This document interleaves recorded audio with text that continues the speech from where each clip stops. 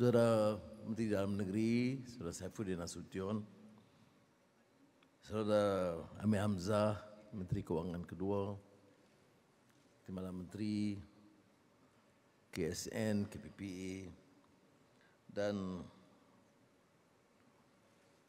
yang mengepalai pasukan gempur custom,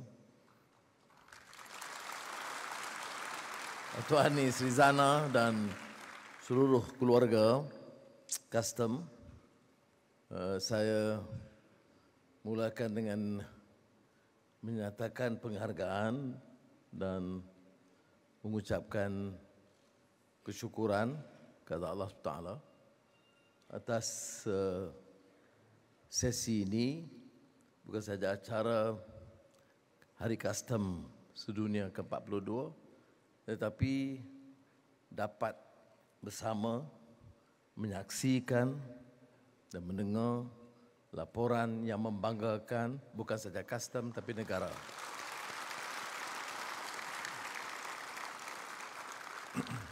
Saya percaya rakan-rakan menteri dan KSN mendengar dan KSP juga dengan tekun dan teliti, dan tentunya sebagai satu agensi penting dan disebut tadi tonggak dalam ekonomi dan juga penguatkuasaan negara, custom punyai peranan yang besar. Dan langkah kita dalam negara madani ini saya rumuskan sebagai itqan fil amal, menyempurnakan tugas dan kesediaan untuk memperbaiki, meningkatkan, striving for excellence. Kita lihat dan saksikan dari tahun ke tahun sejak awal, custom telah memainkan peranan. Tetapi selagi dengan anjakan dan lonjakan yang ditekankan dalam negara sekarang, kita mengharapkan sesuatu yang lebih baik. Kita punya keupayaan. Negara ini sebenarnya bertuah. Kelemahan-kelemahan yang sudah kita kenal pasti harus kita perbaiki. Dalam seluruh keluarga custom, kita dengar berita yang membanggakan. Sebab itu saya menyokong usaha-usaha ketua pengarah, timbalan dan pimpinan untuk terus bertegas, memperbaiki disiplin dan menjadikan custom Malaysia ini sebagai custom satu badan yang cukup wibawa, punya integriti, sesuai dengan semangat baru madani untuk melonjakkan kita ke tahap yang lebih tinggi. Tidak ada sebab mengapa Malaysia harus kekal dalam keadaan sekarang. Semalam di acara lain di Universiti Melaya, persidangan antarabangsa pendidikan sedunia, saya singkap laporan PAISA yang menganalisa kejayaan pendidikan terutama dari bidang matematik, sains, bahasa Inggeris di 81 negara. Malaysia telah corot peringkat 51. Di antara negara ASEAN, 7 negara ASEAN, Malaysia paling bawah. Menurut kajian tahun 2022. Kita kata sebab COVID, negara lain pun terlibat dengan COVID-19. Ini bukan maksud saya untuk meremehkan usaha yang lalu atau menyatakan guru-guru tidak berperanan dan ibu bapa tidak punya kesedaran. Tetapi kita mesti terima kenyataan. Ada masalah. Dan kalau kita tidak ambil langkah yang berani dan melakukan anjakan, perbaiki, anak-anak kita akan terkesan. Anak-anak saudara juga akan terlibat. Dan oleh yang demikian, pilihan kita adalah untuk melakukan perubahan. Ini isu besar yang kita harus bicarakan. Bagaimana kita boleh angkat. Ya, dalam ekonomi madani, kita cerakinkan beberapa isu. Bagaimana perubahan dalam semua bidang. Dalam bidang digital yang disebut transformasi digital, termasuk custom, ya, polis dan semua agensi penguatkuasaan agensi dalam negara, dalam sistem pendidikan. Ya, kita bicara soal peralihan tenaga, kerana negara tidak boleh bergantung lagi kepada sumber tenaga lama yang disebut energy transition. Tapi dalam semua bidang ini, yang menjadi tonggak asas mendasari semua ini adalah khidmat kita, keikhlasan kita, cara kita mengurus yang disebut tata kelola yang baik. Jadi sementara saya turut hadir untuk menyatakan penghargaan yang membanggakan secara pribadi, Kementerian Keuangan dan bagi pihak kerajaan. Bagi pihak kerajaan keseluruhannya. Kalaulah tidak ada peningkatan kecekapan, kalaulah dibiarkan ketirisan, boros dan membiarkan satu dua kelompok kecil memindahkan kekayaan untuk diri di keluarga mereka, tak mungkin pihak Kastam Diraja boleh mencatat satu perolehan kutipan yang membanggakan lebih daripada yang dahulu.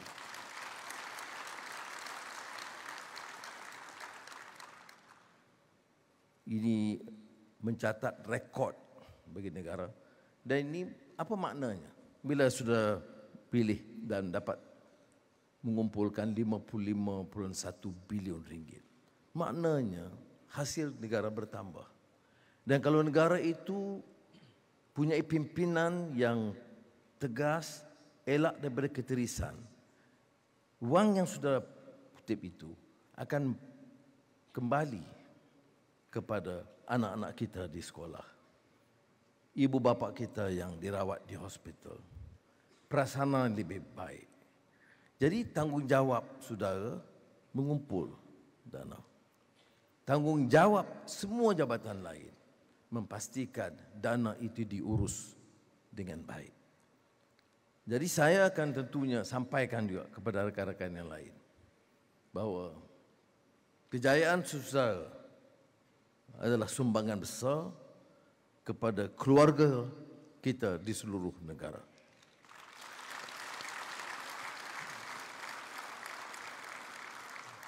Dan saya tahu sudah nak dengar sambungannya apa.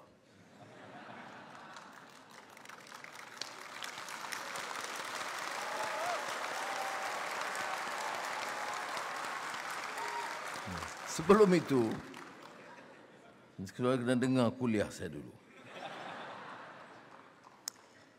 Kerana kita masih dapat hasil. Sebab itu kerjasama dengan badan-badan penguatkuasaan lain itu sangat penting. Custom, PDRM, polis, APMM, umpamanya di antara lain. Dan sekarang agensi di sepadan. Semua kerjasama itu penting kerana kita berhadapan dengan kelompok-kelompok yang rakus, penyeludup yang canggih dan kehilangan dana akibat penyeludupan. Keluar dan masuk minyak, dadah, rokok, arak, itu mencecah puluhan bilion ringgit. Dan saya merasa lebih yakin dengan pimpinan di Kastam ini dan pasukannya yang punya komitmen bahawa kita dapat bersama-sama bukan sahaja mengumpul dana yang lebih baik, tapi membantras penyeludupan yang merosakkan negara kita. Dan saya percaya insya-Allah target kita, unjuran bagi tahun 2024 ini akan bukan saja dapat dicapai, Tapi kalau diurus dengan seluruh semangat yang ditunjukkan pada hari ini, luar biasa semangatnya, saya yakin insya-Allah kita akan melapasi target itu.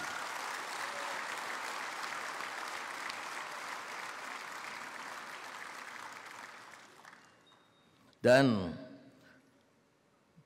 sebagai penghargaan kepada JKDM, pada peringkat ini, ya, dan penghargaan ini bukan sahaja kutipan cukai yang kadang-kadang bolos juga, ya. Kita tahu, sebab itu saudara yang hadir dalam mesyuarat pasca kabinet mingguan, kadang-kadang lihat nada saya itu agak keras, dan tidak ada sebab hal ini berlaku. Maknanya segelintir kecil merosakkan imej dan pengorbanan ramai rakan-rakan. Jadi, tetapi kita juga menyaksikan, ya, catatan yang membanggakan, termasuk pihak JKDM, pihak custom ini dengan dalam usaha untuk banteras penyeludupan dadah yang sudah mencecah jumlah yang agak besar. Dan bila ada ketegasan, kita lihat umpamanya baru-baru ini PDRM juga telah mengambil langkah, bertindak, malah menangkap dan hari ini mendakwa kelompok yang bermerajalela sekian lama. Itu penyeludup dadah terkenal di Sabah. Jadi saya hargai dan saya menaruh keyakinan. Sebab itulah saya boleh beri jaminan bonus tahun ini akan lebih baik daripada sebelumnya.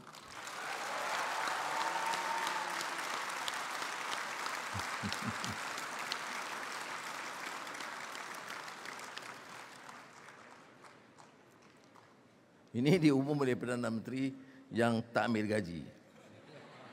Dan menteri-menteri yang dipotong 20% gaji mereka.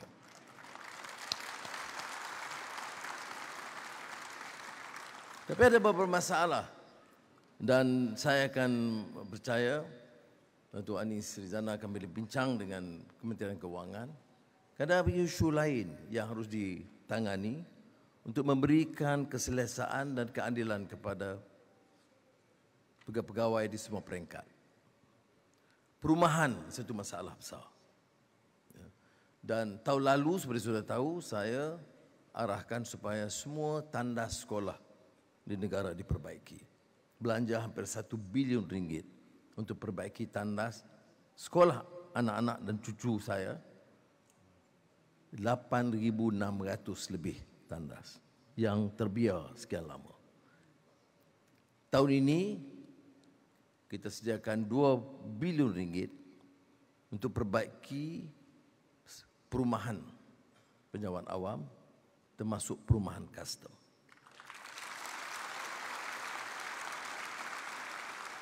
Tetapi memandangkan prestasi JKDM itu yang membanggakan, maka peruntukan awal yang 20 juta itu kita tambah untuk custom saja 50 juta ringgit.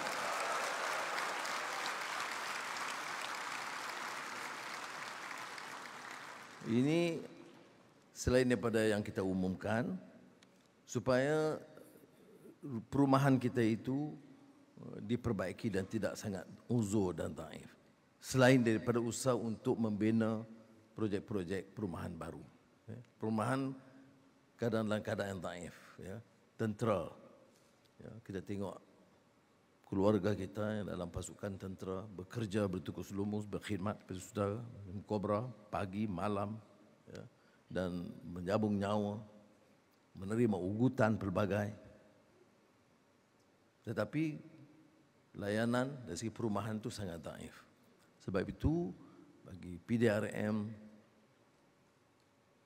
Angkatan Tentera Malaysia, APMM dan JKDM, kita bagi keutamaan perumahan tahun 2024. Dan saya minta ini disegerakan. Tak ikut proses tender biasa. Dia terpaksa kita ikut tender. Kerana bila tak ikut tender, amalan dulu, bila dipergikan negotiated ini, bila ada rundingan ini, rundingan ini 10%, 20% dia bocor ke lain. Sebab itu proses tender itu harus dipatuhi. Tapi boleh dipercepatkan, boleh disegerakan. Karena kalau rumah tu robek, tandasnya rosak, nak tunggu tandas siap 6 bulan, itu satu penyiksaan artinya. Penderaan kepada anak-anak kita. Jadi untuk kes-kes seperti itu, patut disegerakan. Dan walaupun saya umumkan 50 juta, seandainya ada keperluan tambahan, percayalah insya-Allah kita tambah untuk TKDM ini. Selain dari itu, hal kebajikan staf itu kita kena jaga. Terutama dari kalangan yang berpendapatan rendah. Soal pendidikan anak-anak mereka, soal kemudahan-kemudahan asas, seperti peranti, komputer, kemudahan-kemudahan ini harus dikenal pasti supaya anak-anak custom yang ke sekolah punyai kemudahan-kemudahan asas ini. Sebab apa saya bagi tekanan yang khas? Kerana saya hargai sumbangan dan pengorbanan saudara. Dan ini yang juga akan terpakai kepada PDRM dan Angkatan Tentera Malaysia. Supaya ibu bapa dan bapa yang bertarung nyawa, menyabung nyawa, bertarung di barisan hadapan, tidak rasa terlalu terganggu kerana masalah di rumah dia atau kemudahan asas anak-anak dia di sekolah. Dia ada beberapa pertimbangan khas yang sedang kita rangka. Kalau lambat itu salah Menteri Keuangan kedua Amir Hamzah dan KSP. Saya dah bagi arahan, I consider it done as soon as possible insya-Allah. Jadi sekali lagi saya ucapkan terima kasih dan saya bangga dapat bersama pada hari ini. Dan yang custom ni kita memang lalui biasa. Saya tiap kali kena ditanya oleh custom, terutama dulu sebagai ketua pembangkang. Tapi mereka layan sangat baik. Saya terima kasih banyak-banyak. Tapi ada satu kisah yang saya cerita di mesyuarat pasca kabinet. Tahun lalu, beberapa bulan setelah saya jadi Perdana Menteri, sahabat lama saya, seorang Arab, dia tiap tahun bagi saya 1 tong minyak zaitun. Dan saya bawa dan bagi kepada keluarga dan kawan-kawan dan staf. 1 tong minyak zaitun yang ditanam di kawasan rumah dia. Tahun ini, custom Kelang kenakan cukai RM500 kepada saya. Saya kata, saya bukan meniaga. Tapi saya tidak mahu rayu. Saya nak bagi ini contoh. Kalau Perdana Menteri pun terpaksa bayar cukai, rakyat lain jangan menipu.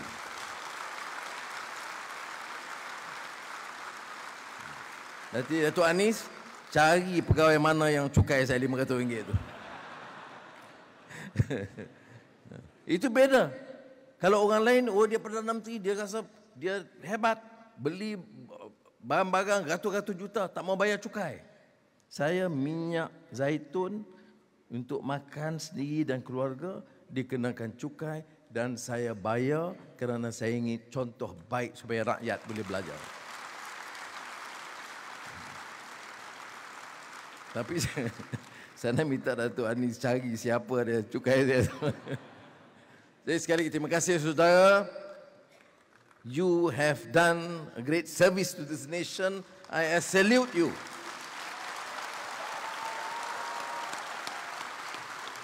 Semoga Allah memberkati usaha kita bersama dan angkat martabat negara Malaysia ini sebagai negara hebat di rantau ini semula insya-Allah.